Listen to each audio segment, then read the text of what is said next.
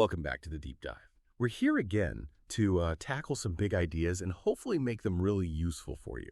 You know that feeling, that knot in your stomach when you even think about really looking at your past, that sense of, oh man, how can I possibly put all those old feelings, the regrets, the mistakes, down on paper? It feels huge. Yeah. It takes a lot of guts, right? Just to even go there.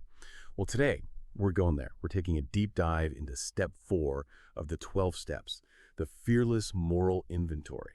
And we're going to get practical. Our main guide, the classic 1946 Little Red Book, super straightforward. But we're also bringing in insights from, A Woman's Way through the 12 steps, the Sermon on the Mount, other really powerful stuff. Because our mission today, it isn't just about knowing what step 4 is, like in a textbook. Think of this more like a workshop. We're going to break down what feels like this massive task into pieces you can actually handle. Our goal is really to give you the tools, the perspective to tackle this personal work with clarity, with courage, not dread. Taking those core ideas from the Little Red Book and making them real. Yeah, and what's so interesting about this step, and really the whole program, is how practical it is, even when it sounds, well, daunting. A moral inventory. It sounds heavy, right? But really it's about letting go of a burden, not picking up a new one. A Woman's Way through the 12 steps puts it so well. It's like trying to carry something way too heavy. All your energy just goes into balancing it, trying not to fall over. You're just staggering, and you can't do anything else until you finally set it down, let it go. So if you're listening and you feel that weight, please know this deep dive is about figuring out how to set it down. It's about finding that new creative energy that comes when you let go. It's meant to free you up, not weigh you down more, so you can actually move forward. Okay, so let's unpack this a bit.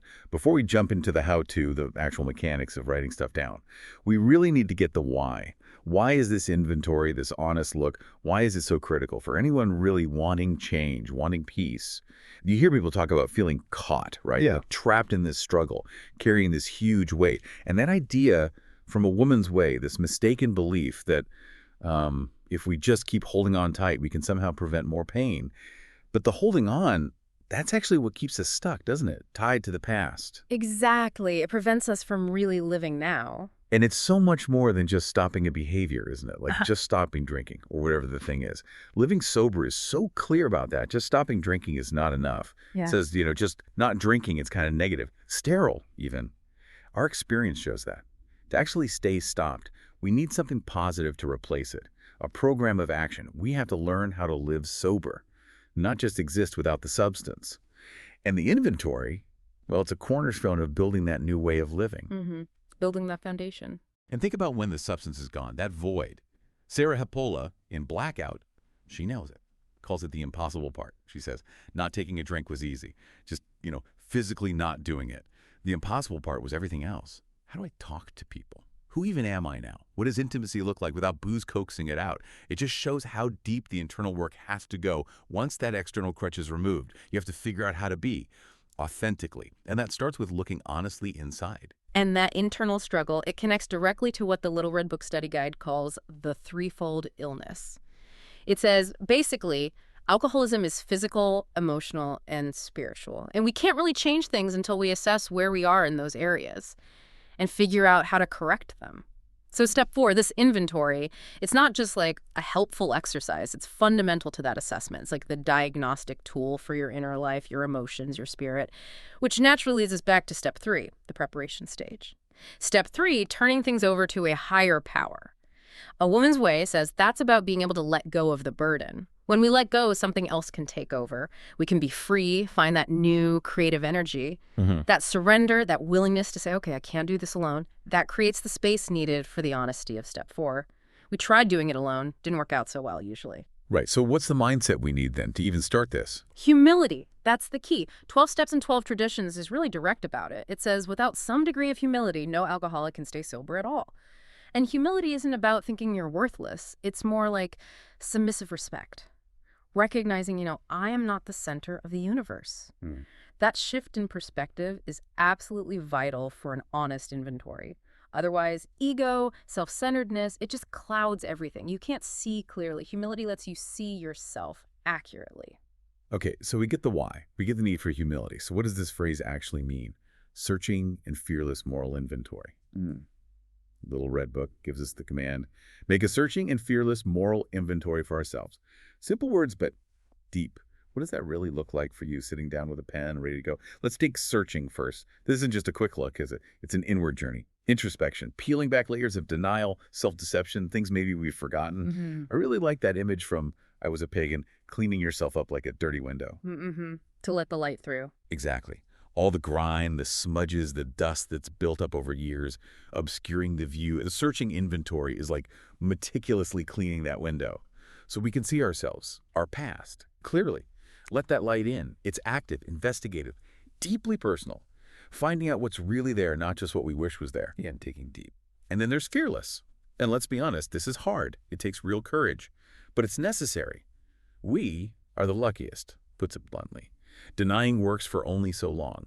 Eventually that stuff will come out and it'll be ugly. So the inventory is about facing it on your own terms, proactively, before it blows up. But the book also suggests a reframe, which I think is key. It's about looking at it all with clear eyes, having compassion for the reasons people fell short, but also to admit that they did. That allows for courage without crushing self-judgment, right? It turns something potentially shaming into empowerment, self-discovery, healing. It's observation, not condemnation. Right. And why is that honesty so crucial? Why the intensity? The Little Red Book study guide gives a very practical reason. Arresting our alcoholism is not possible until we have knowledge of our defects. It's not about beating yourself up. It's about getting crucial information, accurate data about yourself. You wouldn't try to fix a car without knowing what's wrong under the hood, right? Our inner lives are just as complex. We need that knowledge. And that ties right into overcoming self-deception, which is a huge hurdle. The study guide reminds us our opinions of ourselves might not be true. We have lived a lie so long, we have often come to believe it ourselves. So we need an objective source to find reality. That objective source, that mirror, could be a sponsor, someone who's been there, a guide, or your higher power, someone or something to help you see past the stories you've told yourself for years, ground you in what's real. Yeah, that outside perspective is so important. And what's also really cool, speaking of connection and humility, is how the language shifted in the early AA drafts. The recovering points out that originally it was more like, half measures will avail you nothing, you stand at the turning point, very individual. But it became, half measures availed us nothing, we stood at the turning point. See that shift? From you to we? Yeah, that's powerful. It totally changes the feel. It brings in shared experience, support, wisdom. It makes you feel less alone in it all, which definitely helps with the fearless part, knowing others have walked this path. Okay, so now we get to where the Little Red Book is just super practical. It doesn't just tell you to do an inventory. It gives you a structure, a place to start. It suggests listing both assets and liabilities, checking off what applies.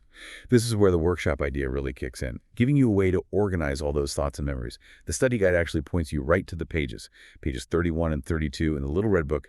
You can check off what fits. The pages 33 to 40, there's space to write specific examples, how these qualities, positive and negative, show up in your life. It's really concrete, a step-by-step guide. Let's dive into some of those liabilities first, because honestly, those are often the toughest, but maybe the most freeing to face. Where the real work often lies. Okay, first one listed, self-pitying. The book calls it a liability, straight up. And William James, the philosopher, he described it as that pining, pulling, mumping mood. He said it's injurious to others, but also less helpful as a way out. He basically warned it but fastens and perpetuates the trouble. Yeah. So when you're wrapped up in self-pity, it's not just like a harmless feeling.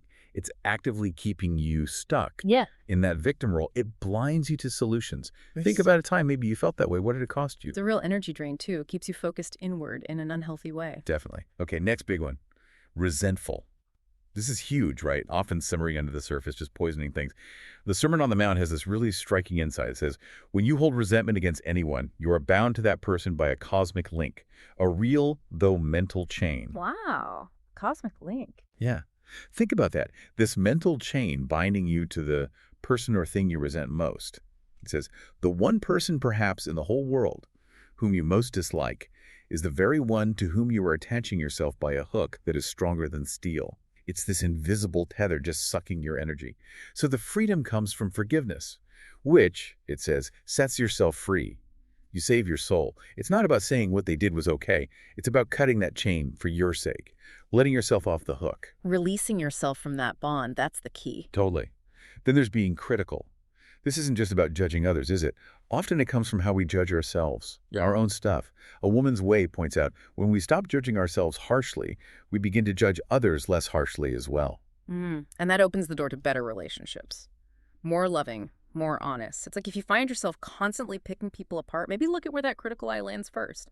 Often it's inward, right? That internal critic can be brutal, and it spills outward. Exactly. And then, while it's not a specific bullet point on that list in the book, we have to talk about self-centeredness. It's kind of foundational. I Was a Pagan talks about this sense of juvenile omnipotence Yeah. carrying over into adulthood, this feeling that the entire universe revolved around me, like an adult infancy.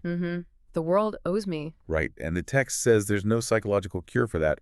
The remedy is spiritual infancy revolving around a spiritual source. And Daily Reflections echoes this. When I was drinking, I was consumed by pride and self-centeredness, master of my destiny. The answer. Humility again, depending on a higher power, shifting focus outward. In 12 Steps and 12 Traditions, it gives a helpful frame for all these liabilities, too. It suggests that almost every serious emotional problem is like a misdirected instinct.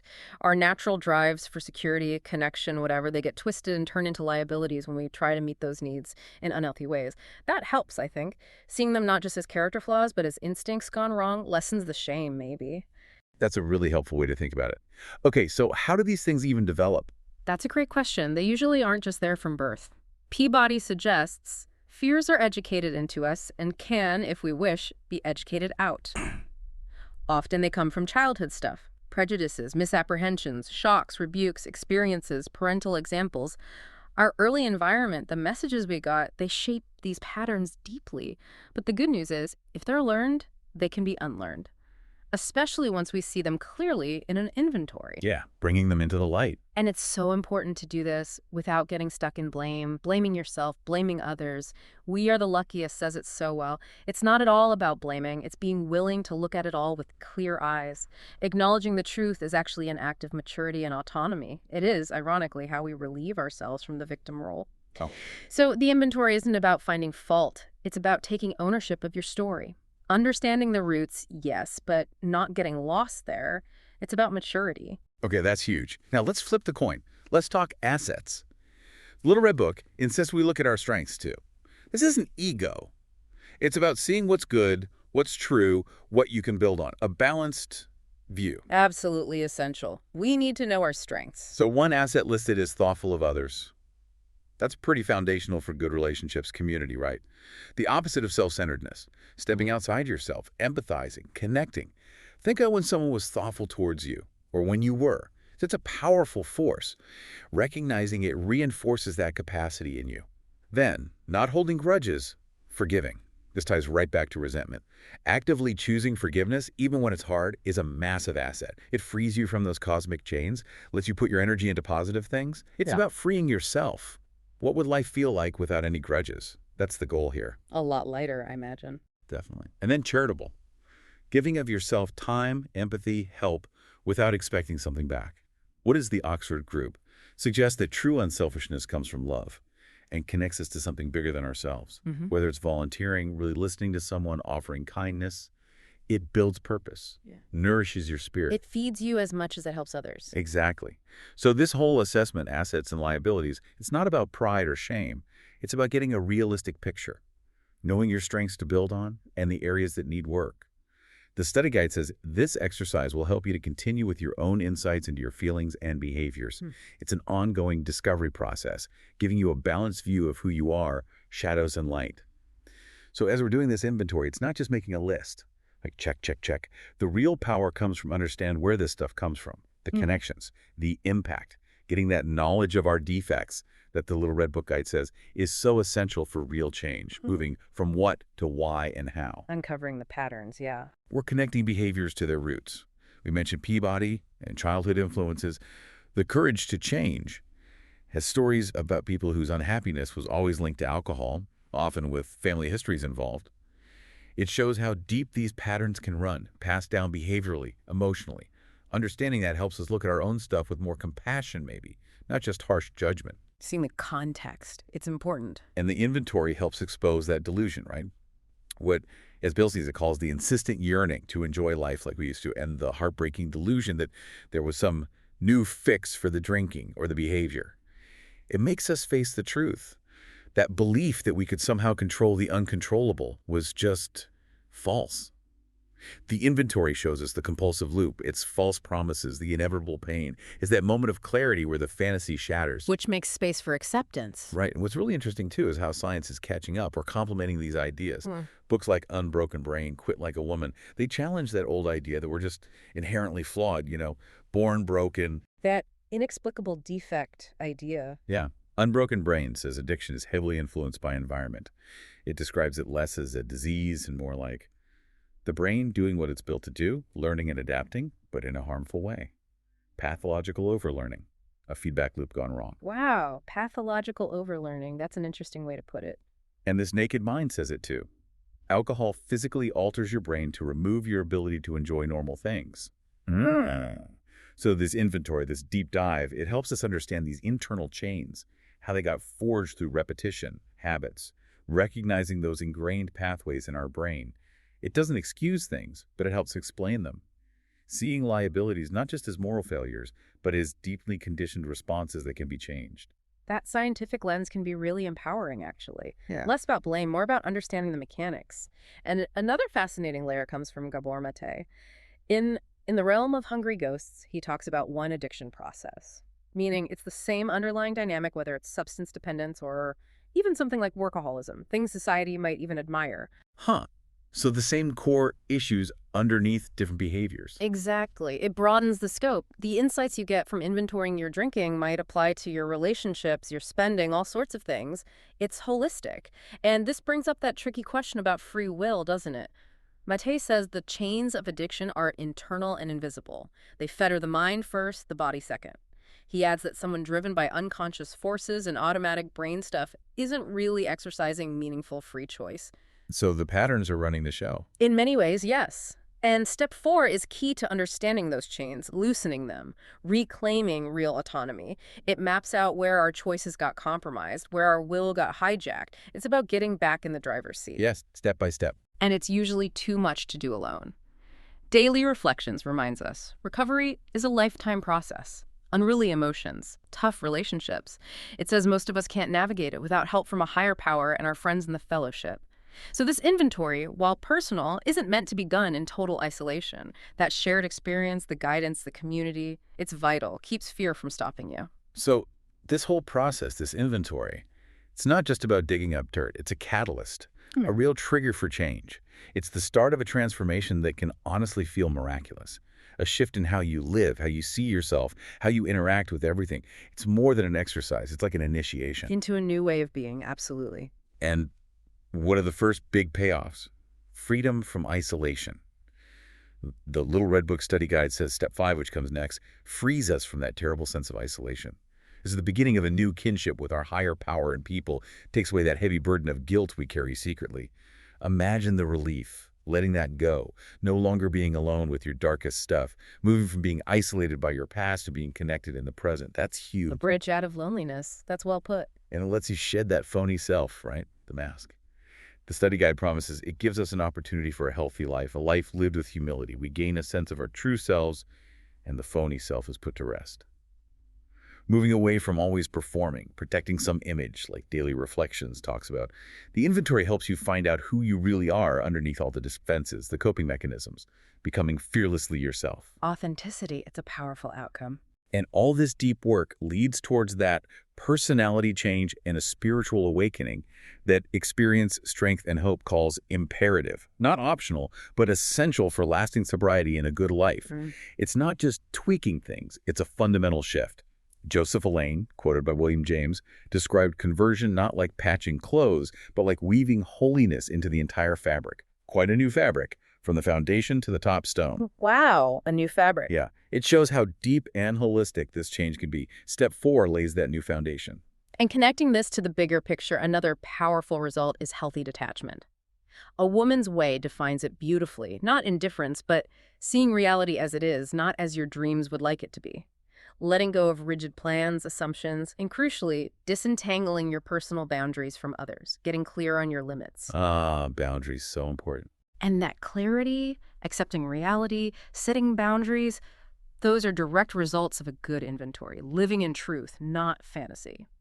And this foundation built in step 4, it's just the beginning, really. Daily Reflections points out it's just an introduction to what was yet to come in the remaining 7 steps. It's the launch pad for that lifetime process of recovery, the cornerstone for building that new life. So how do we manage the fearless part without getting totally overwhelmed? That comes back to surrender. William James talks about self-surrender bringing perfect inward relief. He advises passivity, not activity, relaxation, not intentness. Give up the feeling of responsibility, let go your hold, resign the care of your destiny to higher powers. That's the core of not doing it alone, trusting that something bigger is there to support you through it. The quiet strength in letting go. Hashtag tag tag outro. Well, we've really taken a deep dive today into this fearless moral inventory. We looked at why it's so necessary, the practical steps from the Little Red Book, and the deeper meanings behind assets and liabilities. It really is a journey, isn't it? From that heavy burden of the past towards lightness, truth, freedom. Self-acceptance. And remember, this work, yeah, it's challenging, but it leads to real transformation, freedom from isolation, healing relationships, truly understanding yourself maybe for the first time. It's like, as Bill sees it, says, the path to being happy when we're free. That freedom from the past lets you embrace a much more joyful present. So we really encourage you, if this resonates, consider taking your own inventory. You could start simply maybe just looking at those lists in the Little Red Book, or maybe start by talking about these ideas with someone you trust, a sponsor, a mentor. Russell Brand talks about finding someone who gets the spirit of what you're doing, someone with empathy, no judgment. We hope this deep dive gave you some tools, some courage to begin that process, to face your past and step into a freer future. And that leaves us with something to think about, doesn't it? If, like this Little Red Book study guide suggests, recovery is a way of life, not a course of study, then how could this practice of examining ourselves, our thoughts, feelings, assets, liabilities, how could that become not just a one-time task, but an ongoing habit, something that continuously shapes our reality, our capacity for joy day by day? Remember that line from In Tune with the Infinite, every day is a fresh beginning, every morn is the world made new. What new beginning might you choose today?